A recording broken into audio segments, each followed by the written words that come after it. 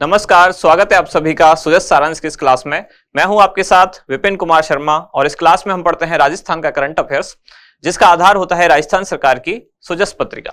शुरुआत हेडलाइंस के साथ। सबसे पहली जानकारी, राजस्थान में लगातार युवाओं के सपने साकार। तो राजस्थान सरकार का एक प्रयास है जिसमें कि जगह जगह यानी कि हर जिले में जॉब फेयर आयोजित किए जा रहे हैं। पहले शुरुआत की थी कुछ एक दो शहरों से, यानी कि जैसे कि जयपुर से, जोधपुर से। फिर सरकार द्वारा घोषणा की गई कि हर जिले में ऐसे जॉब फेयर आयोजित किए जाएंगे। अब सरकार का लक्ष्य है कि लगभग 100 मेगा जॉब फेयर पूरे राजस्थान में आयोजित किए जाएंगे। इसी क्रम में अब भरतपुर में मेगा जॉब फेयर का आयोजन किया गया। दूसरी यहाँ एक योजना है। योजना का नाम तो है डॉक्टर सविताबेन अंबेडकर योजना, लेकिन ये योजना किसके लिए है? तो अंतरजातीय विवाह को प्रोत्साहन देने के लिए। अब इस योजना में अंतरजातीय विवाह करने पर जो प्रोत्साहन राशि है वो बढ़ाकर 10 लाख रुपए कर दी गई है। इस योजना को आज डिटेल में देखने वाले हैं। अगले पेज पर विशेष योगदान से विवाह पर 5 लाख रुपए की सहायता, तो ये भी राशि बढ़ाई गई है, लेकिन किस कैटेगरी में बढ़ाई गई है उसको आज समझने वाले हैं।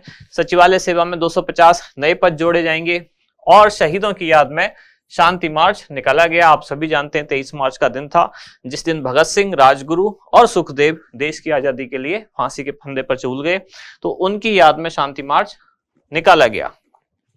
अगले पेज पर शहरी रोजगार गारंटी, कौन सी वाली योजना है? इंदिरा गांधी शहरी रोजगार गारंटी योजना। इसमें उदयपुर शहर से जानकारी, शहर में 2000 से अधिक श्रमिक लाभान्वित। और भूजल संरक्षण रथ रवाना किया गया। भूजल के गिरते स्तर को रोकने के लिए जागरूकता एक कार्यक्रम है।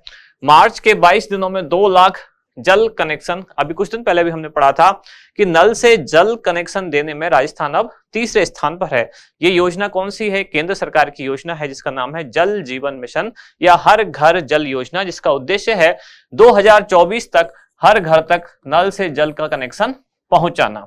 और यहाँ है राजस्थान में शिक्षा के नवाचार दूसरे राज्यों के लिए अनुकरणीय है, यानी कि अनुकरण करने योग्य है। अनुसूचित जनजाति वंचित को जागरूक करना पढ़े लिखे वर्ग की जिम्मेदारी। और यहाँ बजट घोषणाओं के लिए मुख्यमंत्री का आभार जताया गया। बहुत सारी घोषणाएं की गई, साथ ही जो नए जिले बनाए गए उनके कारण भी मुख्यमंत्री का आभार जताया गया। इसके बाद हमारा इंडेक्स, 3 मुख्य जानकारी है आज जो हम पढ़ने वाले हैं। सबसे पहले तो डॉक्टर सविताबेन अंबेडकर योजना। क्या है योजना? अंतरजातीय विवाह को प्रोत्साहन देने के लिए एक आर्थिक सहायता सरकार द्वारा दी जाती है। दूसरी सुखद दाम्पत्य जीवन योजना, ये भी दिव्यांग जनों के जो विवाह पर उनको एक आर्थिक सहायता देने वाली योजना है। और तीसरा, प्रतिदिन नल कनेक्शन देने में राजस्थान तीसरे स्थान पर। ये कौन सी योजना है? ये है केंद्र सरकार का जल जीवन मिशन या फिर हर घर जल योजना।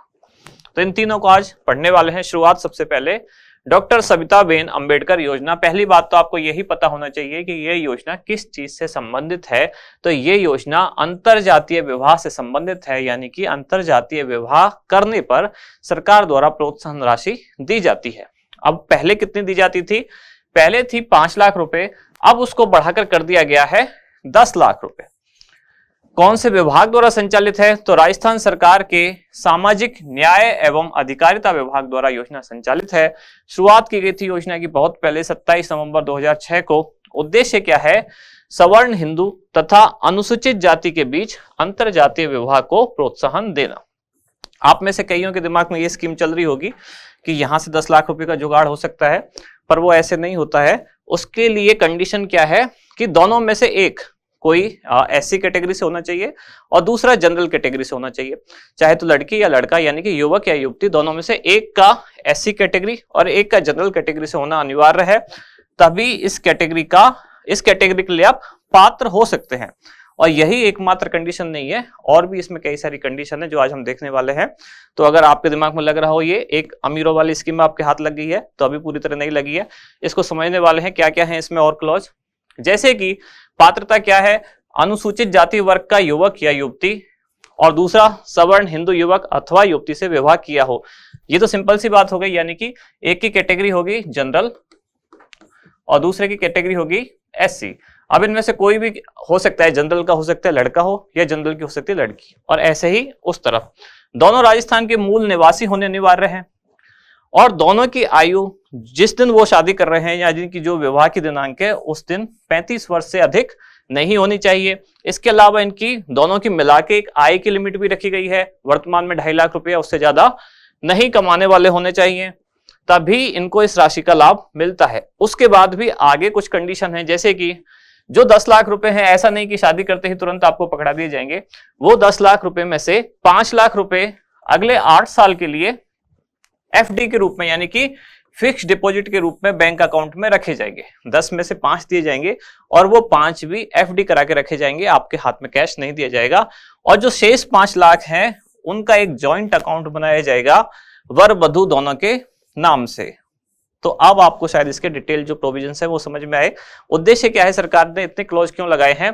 क्योंकि लोग भी बहुत होशियार हैं, वो सोचते हैं कि चलो 10 लाख का जुगाड़ हो जाएगा, शादी कर लेते हैं फिर डिवोर्स ले लो, या केवल ऐसे दिखाने के लिए कर लो। तो सरकार पूरा प्रावधान किए हुए है कि 8 वर्ष तक एफडी रहेगी और जो पैसे हैं वो भी, बाकी के जो 5 लाख है उनका भी एक जॉइंट अकाउंट बना के वर वधु दोनों के खाते में दिया जाएगा। कहने का मतलब सरकार की तरफ से एक अच्छा कदम है जातिवाद को डिमोटिवेट करने के लिए और अंतर जातीय विवाह को प्रोत्साहन देने के लिए। ठीक है, कुल इसमें अब राशि जो पहले 5 लाख थी उसको बढ़ाकर अब कितना कर दिया गया है? 10 लाख रुपए। आगे है सुखद दाम्पत्य जीवन योजना। ये योजना किससे संबंधित है? तो ये दिव्यांग जनों के विवाह पर उनको एक प्रोत्साहन राशि, एक सहायता राशि दी जाती है। योजना कब शुरू की गई? तो योजना प्रारंभ हुई वर्ष 1997 और ये भी उसी विभाग यानी कि सामाजिक न्याय एवं अधिकारिता विभाग द्वारा संचालित है, जिसकी नोडल एजेंसी है विशेष योग्यजन निदेशालय। इसके आगे क्या क्या क्लॉज हैं? तो इनमें भी युवक युवती जिनके परिवार की वार्षिक आय 2.5 लाख रुपए से अधिक नहीं होनी चाहिए और विवाह के लिए जो न्यूनतम आयु है यानी कि वर की 21 और वधु की 18 होनी चाहिए, राजस्थान का मूल निवासी होना चाहिए, 40% या उससे अधिक का दिव्यांगता का सर्टिफिकेट होना चाहिए। उसके बाद प्रत्येक दंपत्ति को 50,000 रुपए की सहायता दी जाती है। अगर दोनों भी दिव्यांग हैं यानी कि मेल और फीमेल, वर और वधु दोनों दिव्यांग हैं, तब भी 50,000 की राशि दी जाती है। अब इसमें एक राशि बढ़ाई गई है किसमें कि अगर 80% या उससे अधिक का सर्टिफिकेट है दिव्यांगता का, तब उनको 50,000 से बढ़ाकर राशि कितनी कर दी गई है? 5 लाख रुपए। फिर आगे प्रतिदिन नल कनेक्शन देने में राजस्थान तीसरे स्थान पर। तो जो प्रधानमंत्री की योजना यानी कि केंद्र सरकार की योजना है, कौन सी? जल जीवन मिशन। तो उसकी समीक्षा की गई राज्य स्तर पर मुख्यमंत्री द्वारा और उसमें पाया गया कि राजस्थान हर दिन नल से नए जल कनेक्शन देने में तीसरे स्थान पर है। मार्च 2023 में राजस्थान द्वारा प्रतिदिन कितने? 8,000 नए कनेक्शन दिए गए। प्रतिदिन नल कनेक्शन देने में राजस्थान इस तरह से तीसरे स्थान पर है। और फरवरी 2023 में एक दिन में औसतन कितने नल कनेक्शन दिए गए राजस्थान में? 7,142। इन आंकड़ों की बजाय आपको ये जरूर याद रखना चाहिए कि राजस्थान अब प्रतिदिन नल कनेक्शन देने में तीसरे स्थान पर है। एक खास बात यह है कि जल जीवन मिशन में अब तक 13,000 करोड़ रुपए खर्च कर दिए गए हैं सरकार द्वारा और खर्चा करने के मामले में राजस्थान पूरे देश में इस मिशन में खर्चा करने के मामले में चौथे स्थान पर है। इसके बाद हमारा अभ्यास प्रश्न क्या है? डॉक्टर सविताबेन अम्बेडकर योजना का संचालन किस विभाग द्वारा किया जा रहा है? ऑप्शन है आपके उच्च शिक्षा विभाग, सामाजिक न्याय एवं अधिकारिता विभाग, कौशल नियोजन एवं उद्यमिता विभाग या फिर स्वायत्त शासन विभाग। ये छोटी छोटी 2 जानकारियां, एक तो जो आरएस फाउंडेशन में इंटरेस्ट लेते हैं और आरएस की तैयारी करना चाहते हैं, सीकर सेंटर पर 26 मार्च को एक सेमिनार आयोजित होने वाला है। तो अगर आप इस चीज से जुड़ना चाहते हैं तो दिए गए नंबर पर कॉन्टेक्ट कर सकते हैं। और इसके साथ साथ अगर आप आरएस प्रीलिम्स और मेंस के लिए तैयारी कर रहे हैं और अगर आप पहले से क्लासरूम कोचिंग वगैरह कर चुके हैं और अब सेल्फ स्टडी में इंटरेस्ट रखते हैं, तो इसके लिए एक नए तरह का प्रोग्राम शुरू किया गया है जो जयपुर और सीकर सेंटर दोनों पर है। कब से शुरू होगा? 5 अप्रैल 2023 से, जिसका नाम रखा गया है लाइब्रेरी स्पेशल बैच। इसमें मूलतः आपको सेल्फ स्टडी ही करनी होती है, लेकिन जो अभी न्यूली सिलेक्टेड जो ऑफिसर्स हैं, आरएस, कुछ आरपीएस, कुछ आईएएस, वो आपको कंटिन्यूसली गाइड करते रहेंगे। डे टू डे आपको कुछ ना कुछ टास्क मिलता रहेगा, आंसर राइटिंग जो आपकी स्किल है उसको डेवलप करने के लिए।